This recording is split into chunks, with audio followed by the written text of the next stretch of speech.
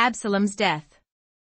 David mustered the men who were with him and appointed over them commanders of thousands and commanders of hundreds.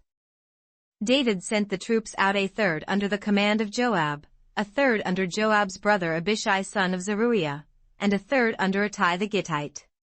The king told the troops, I myself will surely march out with you. But the men said, You must not go out. If we are forced to flee, they won't care about us.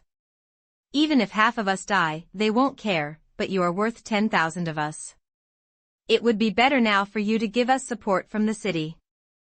The king answered, I will do whatever seems best to you. So the king stood beside the gate while all the men marched out in units of hundreds and of thousands. The king commanded Joab, Abishai, and Ittai, Be gentle with the young man Absalom for my sake. And all the troops heard the king giving orders concerning Absalom to each of the commanders. The army marched into the field to fight Israel, and the battle took place in the forest of Ephraim. There the army of Israel was defeated by David's men, and the casualties that day were great 20,000 men. The battle spread out over the whole countryside, and the forest claimed more lives that day than the sword. Now Absalom happened to meet David's men. He was riding his mule, and as the mule went under the thick branches of a large oak, Absalom's head got caught in the tree. He was left hanging in mid-air, while the mule he was riding kept on going. When one of the men saw this, he told Joab, I have just seen Absalom hanging in an oak tree. Joab said to the man who had told him this, What? You saw him? Why didn't you strike him to the ground right there? Then I would have had to give you 10 shekels of silver and a warrior's belt. But the man replied, Even if 1,000 shekels were weighed out into my hands, I would not lift my hand against the king's son. In our hearing the king commanded you and Abishai and Ittai, Protect the young man Absalom for my sake. And if I had put my life in jeopardy and nothing is hidden from the king, you would have kept your distance from me. Joab said, I am not going to wait like this for you. So he took 3 javelins in his hand and plunged them into Absalom's heart while Absalom was still alive in the oak tree. And 10 of Joab's armor-bearers surrounded Absalom, struck him and killed him. Then Joab sounded the trumpet, and the troops stopped pursuing Israel, for Joab halted them. They took Absalom, threw him into a big pit in the forest and piled up a large heap of rocks over him.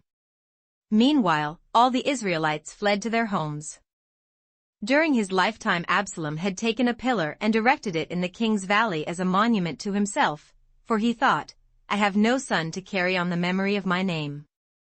He named the pillar after himself, and it is called Absalom's monument to this day.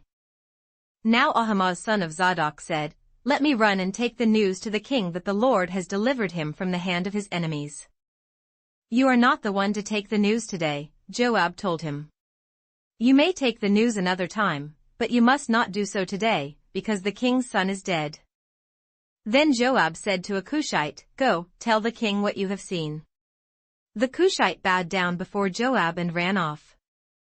Ahimaaz son of Zadok again said to Joab, Come what may, please let me run behind the Cushite. But Joab replied, My son, why do you want to go? You don't have any news that will bring you a reward. He said, Come what may, I want to run. So Joab said, Run. Then Ahimaaz ran by way of the plain and outran the Cushite.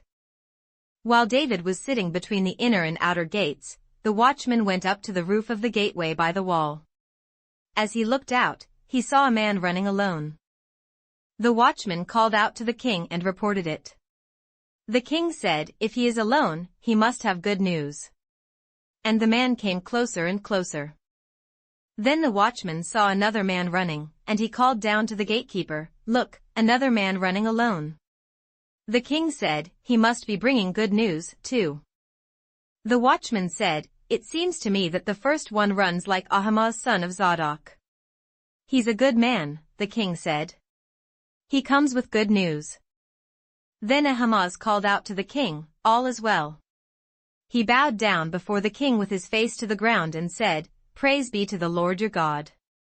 He has delivered up the men who lifted their hands against my lord the king.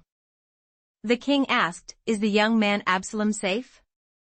Ahimaaz answered, I saw great confusion just as Joab was about to send the king's servant and me, your servant, but I don't know what it was. The king said, stand aside and wait here. So he stepped aside and stood there. Then the Cushite arrived and said, my lord the king, hear the good news. The Lord has delivered you today from all who rose up against you. The king asked the Cushite, is the young man Absalom safe? The Cushite replied, may the enemies of my lord the king and all who rise up to harm you be like that young man. The king was shaken. He went up to the room over the gateway and wept. As he went, he said, oh my son Absalom. My son Absalom. If only I had died instead of you, O Absalom, my son, my son.